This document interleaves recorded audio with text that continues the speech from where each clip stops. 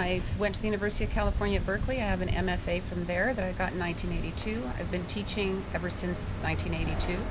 Been in Santa Cruz since '83. I teach in the community college system and sometimes in the UC system as an adjunct instructor, which means that I drive long distances for part-time work all over the county and the other two counties north and south of us. And that's how most of the classes are taught in our community colleges, and I'm one of those adjunct instructors. And if Prop 30 passes, I hope to be employed still next semester. Yes.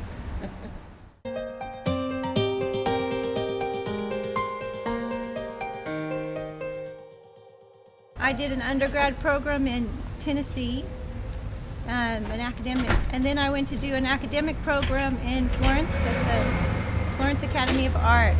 So I moved into representational art form, and that's what I do now. And my husband and I are opening up a academic program here.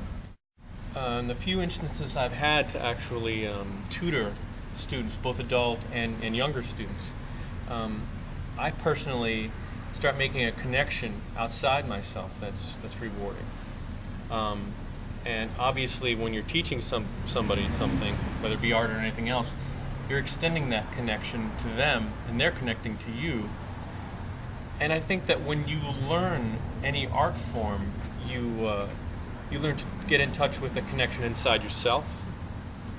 You learn to make a connection when you share that art. Again, whatever that art might be. For me, of course, it's painting and drawing. Well, I am a mother that went back to school to the junior college, and so I appreciate every comment you made along those lines.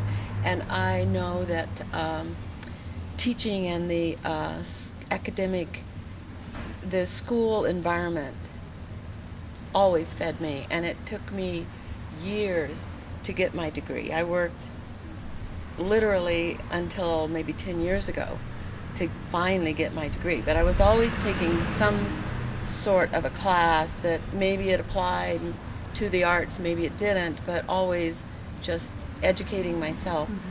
But the relationship between the teacher and the student, because I've been both and I was a student for so long,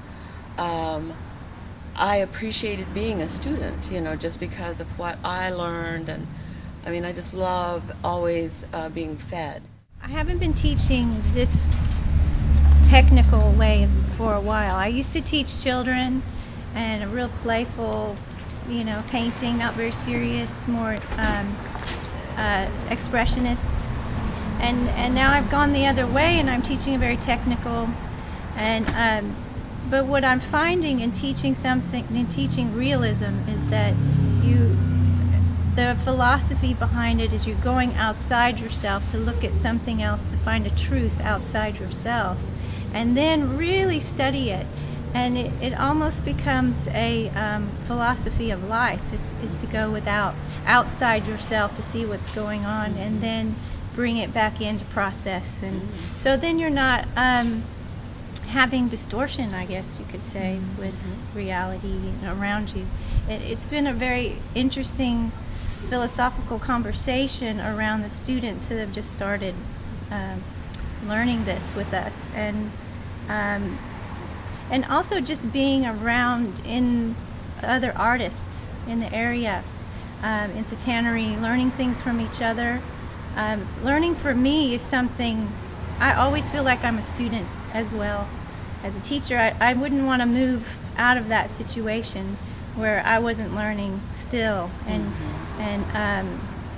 getting better and better at what I do. So.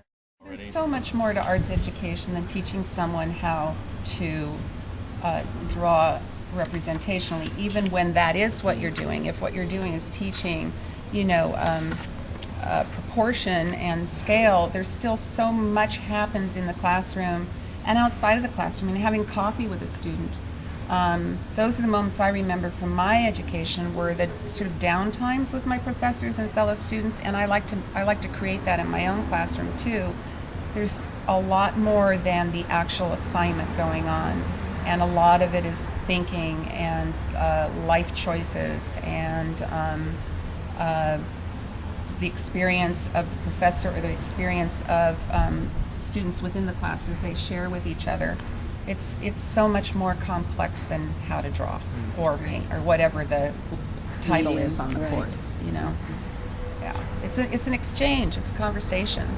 The one thing that we'll have, I don't think ever, is an extinguishing of the flame of people creating things. I mean, look around us now. I'm sure we all have friends and family, compatriots who are struggling to get by, and still they create. Still they come back to making what they do. That I feel optimistic about. In the relatively short-term future, I just keep hearing nothing but that talks about economic concerns and cutting budgets. I was amazed when I came to California and found that art isn't really in our public schools in an official fashion, and it just seems stunning to me. In Maryland, where I grew up, it was there.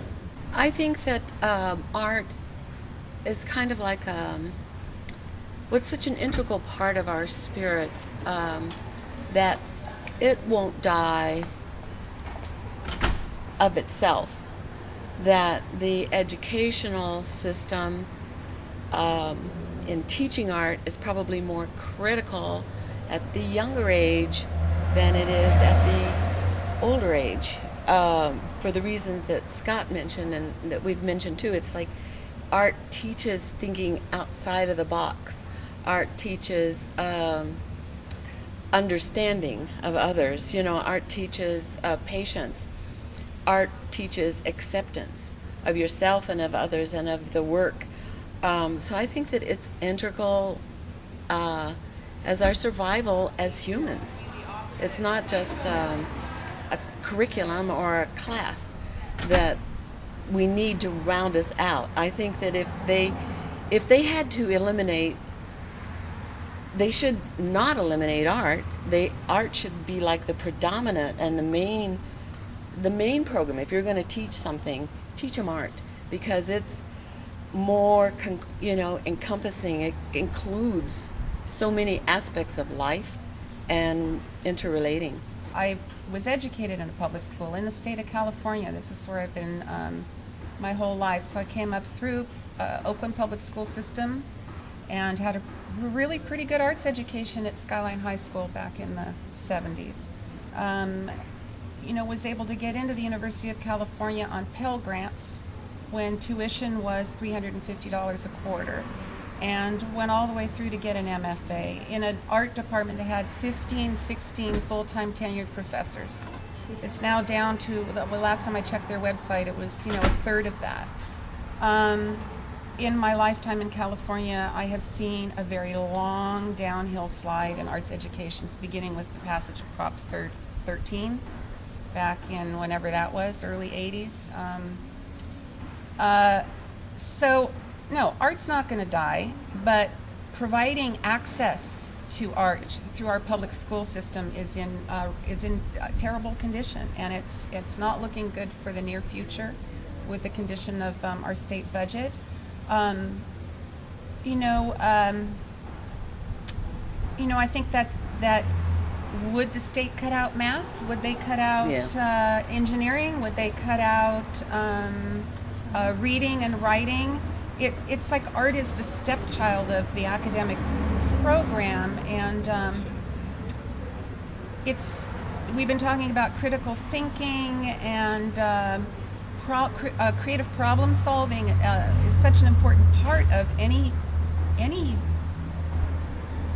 whole human being, a whole educated human being, in terms of how they navigate life, a business.